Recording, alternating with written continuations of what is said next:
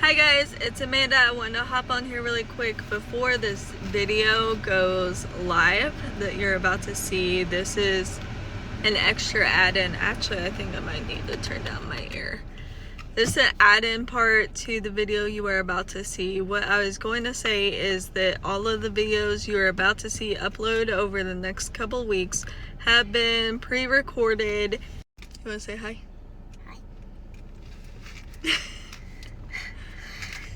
They have been pre-recorded and they are ready to go live with set timers that I've designed on YouTube because I am about to have my surgery done. So everything you're about to see after this video, even this video, was pre-recorded.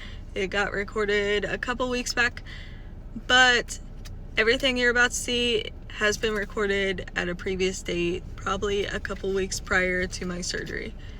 That being said, also I want to hop on here and say that all of my Bible studies are linked below.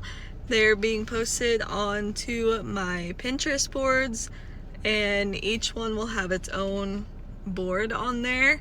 I just got done with Jonah, and the one that's currently up right now as we speak is Esther.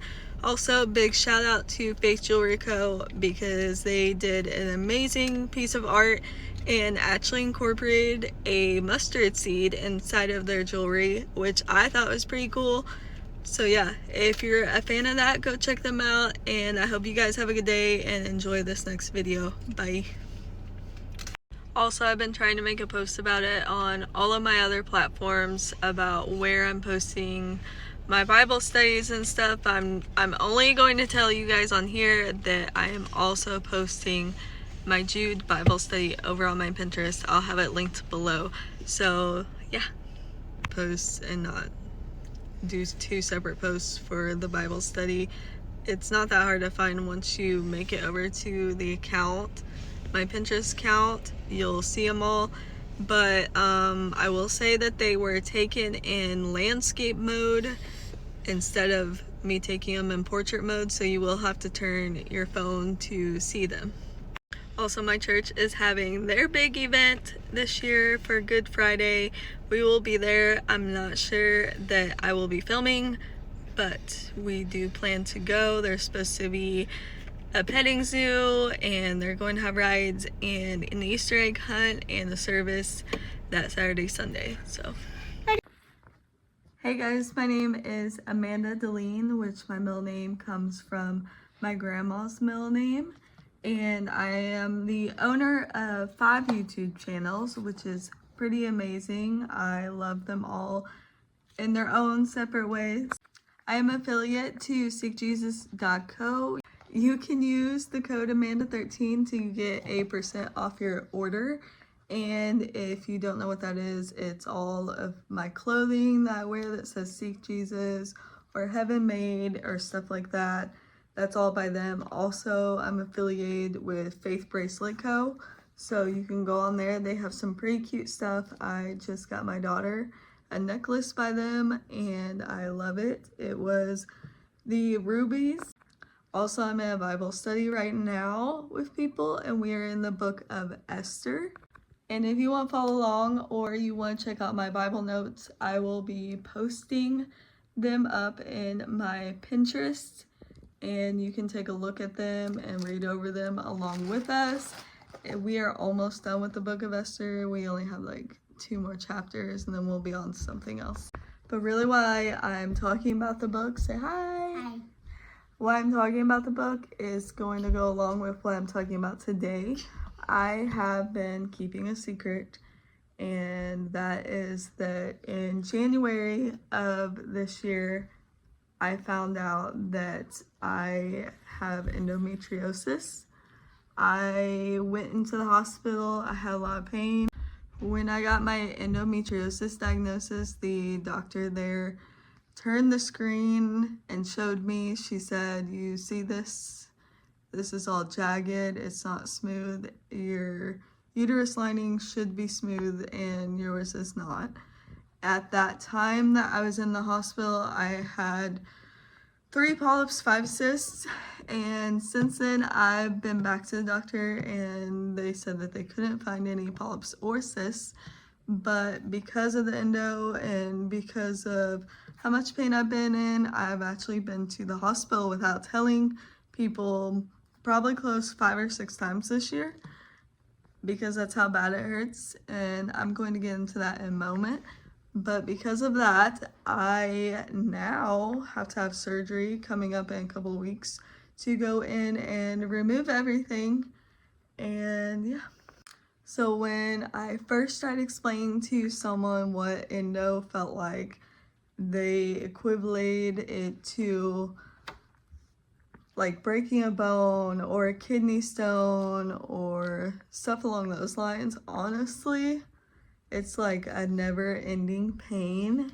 I've had to use a heat pad for basically 2 weeks straight now, and even when I went to work the other day, I ended up going out to the store and buying like heat wraps I found on the counter. I take a lot of Tylenol, which I can't take any sort of medication like 7 days prior to my surgery. But I've been taking a lot of Tylenol for the pain, and it's worse than just menstrual cramps. It's like a sharp, dull pain. Like I will be back there shampooing someone at the sink bowl, and all of a sudden I'll have a pain.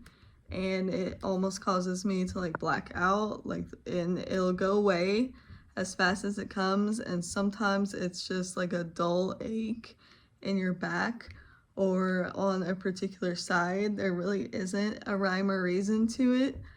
The pain would actually radiate down through me and into my legs and my knees, which I've researched it, and other people say that that's just something that happens with endo. That's just a part of it. It ends up going into your legs because of the sciatic. Another part of it that no one really talks about is the fatigue.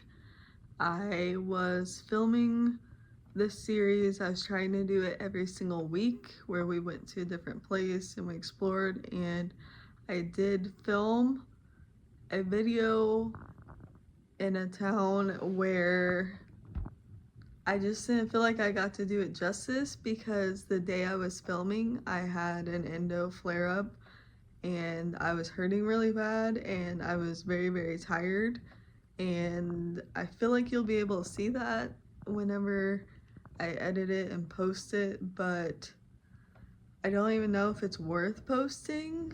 I don't know yet. I haven't even looked at it. All I know is that I felt really, really bad because I was in a lot of pain that day.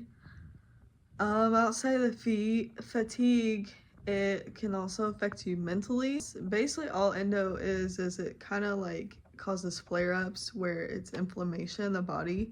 So I actually took pictures, and I'll post them later on for my next flare-up, but I was trying to do an example of side by side of whenever I don't have an endo flare-up and whenever I do, because I end up really bloated. And yeah, my very worst parts, my very worst endometriosis days, I can only really make it to work, and then I get back home and I end up on the couch for the remainder of the day because it just takes so much out of me. I have some clients that have also went through endometriosis in their 30s, and they tell me it was the same for them. Like, it just pretty much debilitates you to where you can't really function and do the things you would normally do. So I can go from running like 10 miles a week to not really being able to run at all. And that's just how it is, and that's what it does. So I wanted to say, today I had my pre-op, and my pre-op was basically like I ran in there and they gave me all the shabam of what they're gonna do and everything and what I'm to expect that day.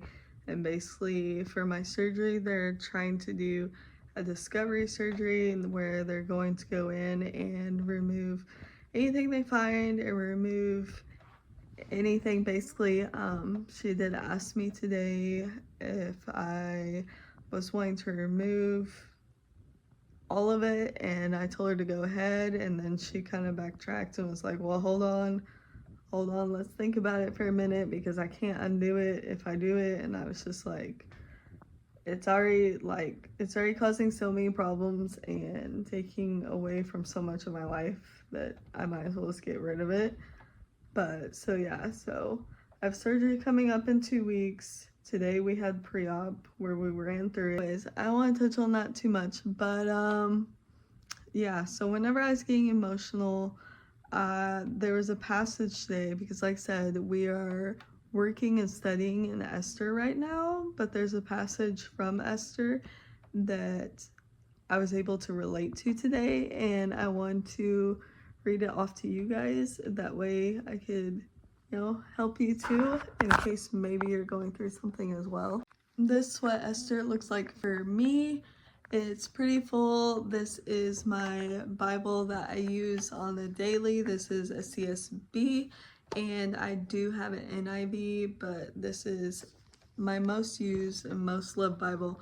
So like I said, if you want to check those notes out, I will have them linked below, and you can go take a look and look over my notes and follow along with us.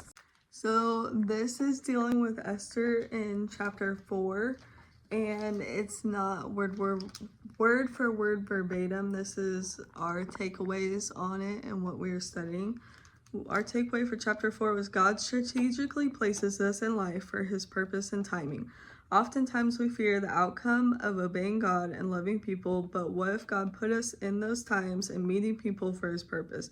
Everything in life is for his purpose for such a time as this. Chapter 6, our takeaway is God is in the little details. He uses the little desires of our hearts that prompt us to make little decisions to move forward his big purposes. Perhaps our frustration or roadblocks are meant at times to lead us somewhere else. And there is no coincidences or surprises. God is always working behind the scenes.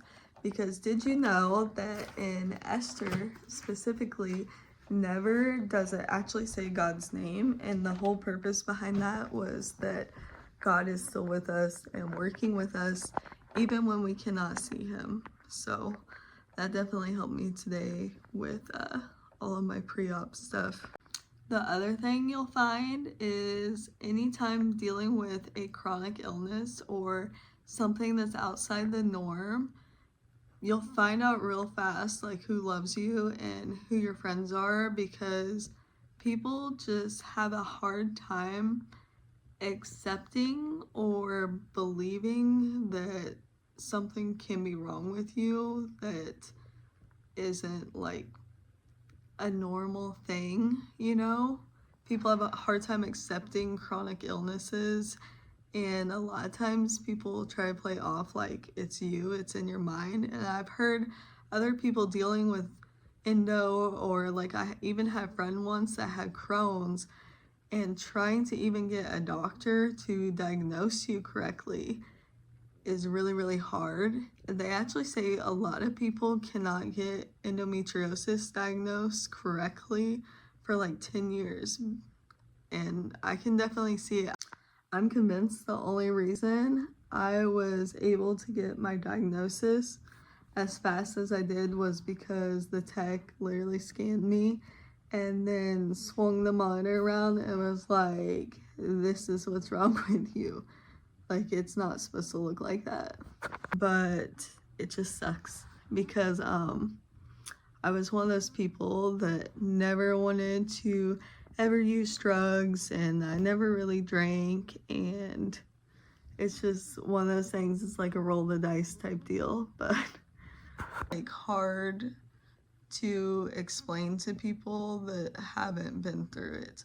Like, I actually was fortunate enough to have a coworker that also went through it, and she ended up with a hysterectomy early on in her years. But she even told me herself, she said, you might as well save your breath trying to explain to her other coworkers why I'm so tired or why I'm in so much pain, because they won't understand. So yeah, Endometriosis sucks.